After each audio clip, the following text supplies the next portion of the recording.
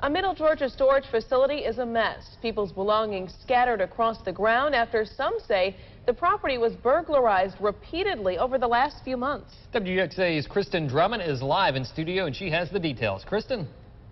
When you place your possessions inside a storage unit, you're trusting that owners of the property will be keeping an eye on your unit.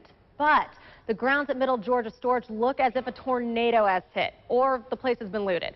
I was at the facility for about 2 hours today, and no one even visited the site to check if their property was still there. And now the bigger question is, who owns the property and who's responsible for leaving it unguarded? Middle Georgia Storage on Highway 247 is now a picker's paradise. Gates unlocked, storage units pried open with their contents strewn on the ground, inviting people to ransack. They look abandoned and trashed out. It's now an eyesore for Glenn Weatherford, who lives at the trailer park next door. It used to be in good shape. One person who didn't want to speak on camera tells me the property started to look like this about 6 months ago, and even goes on to say that the people who live nearby are the ones allegedly burglarizing it. Macon-Bibb County tax records show the facility is owned by Ruth Lyles. She inherited it and other properties along this stretch of road from her husband after he died more than 10 years ago. I visited Lyles' home to ask some questions, but no one answered the door. I did speak on the phone with Lyles' son, who thought the storage facility had been foreclosed on last year.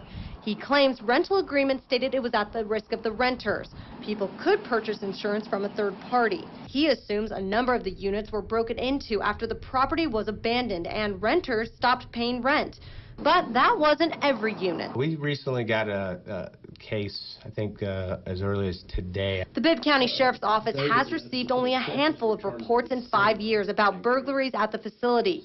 Despite the property's current state, investigators say they don't know who's been affected and need people to come forward. If we get some leads on these 4 cases, now we would, obviously try to link them to anything additional out there. Until then, it's unclear who's responsible for the damage and the items ruined.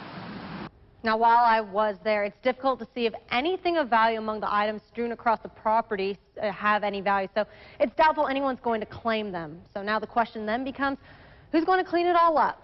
Reporting live in studio, Kristen Drummond, WGXA.